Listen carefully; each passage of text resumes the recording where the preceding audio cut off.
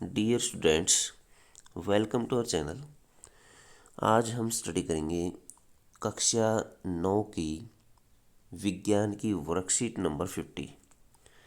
Worksheet number 50 बच्चों परमाणु तथा अणु इस लेसन से बनी है और इसमें स्टडी करेंगे रासायनिक संयोजन।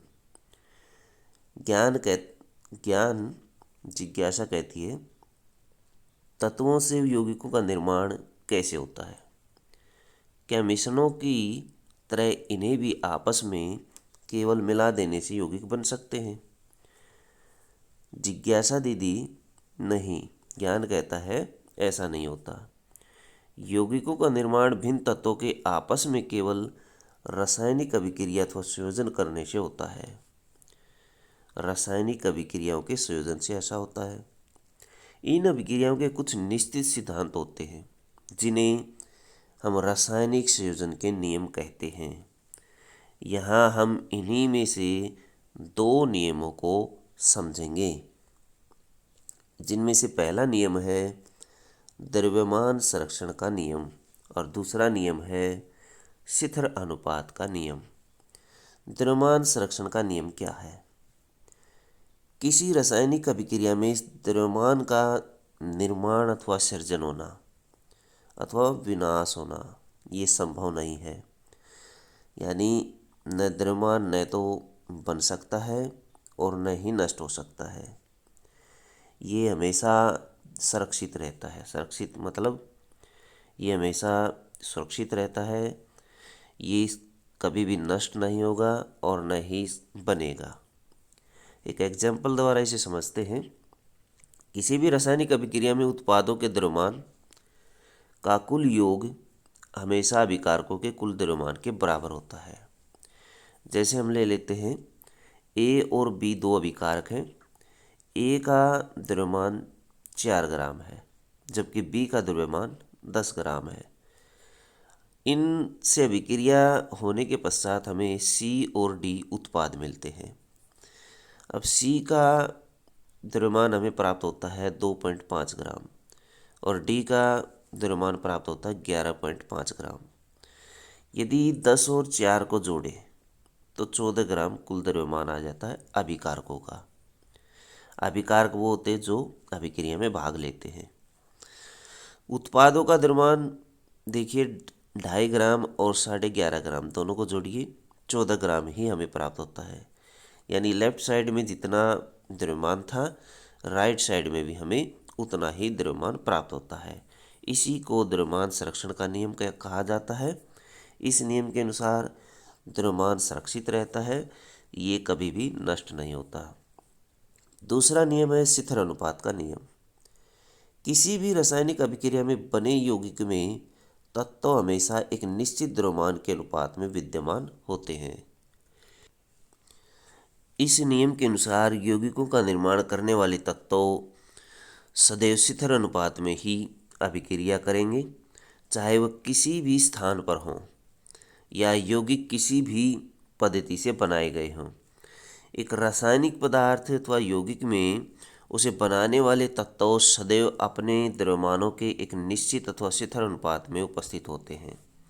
इसके लिए एक उदाहरण लेते हैं। यौगिक जैसे हम लेते हैं जल का निर्माण करने के लिए हाइड्रोजन और ऑक्सीजन के तत्व अपने द्रव्यमानों के शिथिल अनुपात 1:8 में ही अभिक्रिया करते हैं। 1:8 यानी जैसे हम H2O लेते हैं, H2O में हाइड्रोजन का द्रव्यमान 1 होता है। हाइड्रोजन का द्रव्यमान 1 होता है, ऑक्सीजन का द्रव्यमान 8 होता है। तो ये द्रव्यमान के अनुसार अनुपात लिया गया है 1:8। तो 1:8 यानी उसी अनुपात, ये हमेशा इसी अनुपात में अभिक्रिया करेंगे आगे चलकर। जैसे 1 ग्राम हाइड्रोजन से जल बनाने के लिए हमें 8 ग्राम ऑक्सीजन की ज़रूरत होती है। यानी 1 ग्राम हाइड्रोजन है तो ऑक्सीजन 8 ग्राम होगी। और 2 ग्राम हाइड्रोजन से जल बनाने के लिए केवल 16 ग्राम ऑक्सीजन की आवश्यकता होगी। यानी यदि हम डबल कर देते हैं, 1 का 2 कर देते हैं तो ये 8 का 16 हो जाएगा। ऑक्सीजन की उपस्थिति मात्रा कितनी भी हो, वैसे ही यौगिक कार्बन डाइऑक्साइड लेते हम। कार्बन डाइऑक्साइड में कार्बन और ऑक्सीजन के द्रव्यमानों का अनुपात 3:8 होता है। इन दोनों का अनुपात जो होता है वो 8 होता है। कार्बन और हाइड्रोजन का 3:8 होता है। द्रव्यमान के अनुसार देखिए, कार्बन का द्रव्यमान 12 होता है और ऑक्सीजन का द्रव्यमान यहाँ पर वैसे 16 होता है, लेकिन यहाँ पर 32 लेंगे क्योंकि 2 ऑक्सीजन हमारे पास इसमें। अब इसे 4 से काटेंगे, 4 × 12, 4 × 8 32, अनुपात आ गया 3:8। जिस तरह से हमने ऑक्सीजन में निकाला था, इसके अंदर जल के अंदर हमने निकाला था H2 के अंदर, H2 में अनुपात 1:8 था। यानी H2 यानी हाइड्रोजन में हाइड्रोजन का 2 था H2O में और ऑक्सीजन का 16 था।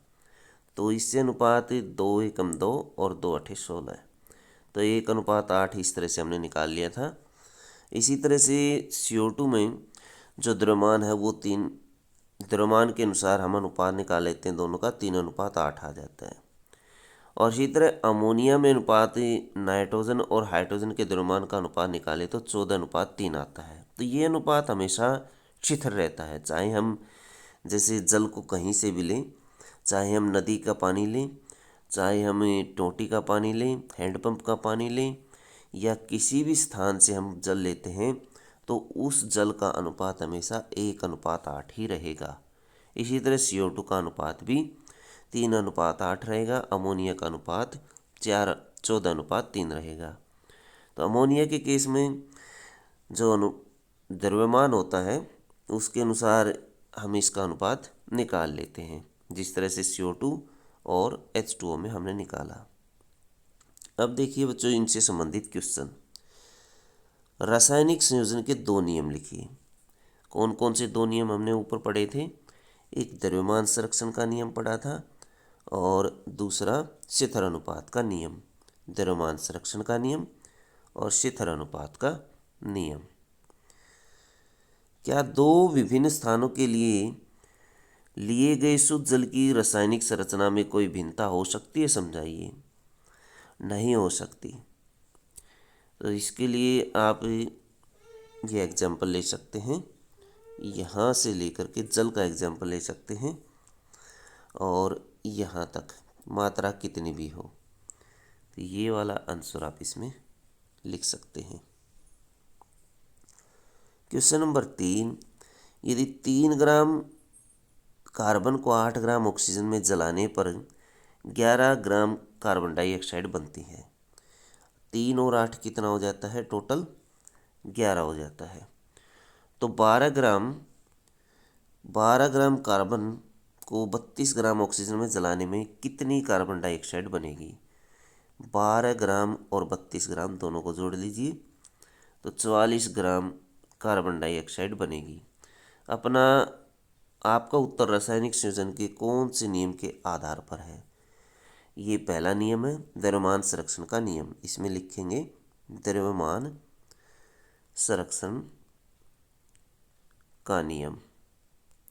पहले वाला नियम द्रव्यमान संरक्षण का नियम, ये वाला नियम हमने लगाया द्रव्यमान संरक्षण का नियम। क्वेश्चन नंबर 4, अमोनिया और कार्बन डाइऑक्साइड का निर्माण किन किन तत्वों से होता है? अमोनिया का निर्माण NH3, इसका निर्माण होता है नाइट्रोजन और हाइड्रोजन से। और कार्बन डाइऑक्साइड का निर्माण किससे होता है? कार्बन डाइऑक्साइड का निर्माण कार्बन और ऑक्सीजन से होता है। यहाँ लाइनों में ये दिया हुआ है कार्बन और ऑक्सीजन, यहाँ से आप लिख सकते हैं दोनों के तत्व जिनसे इनका निर्माण हुआ है। तो बच्चों, ये थी आपकी साइंस की वर्कशीट। वीडियो अच्छी लगे तो लाइक करें, हमारे चैनल को सब्सक्राइब करें।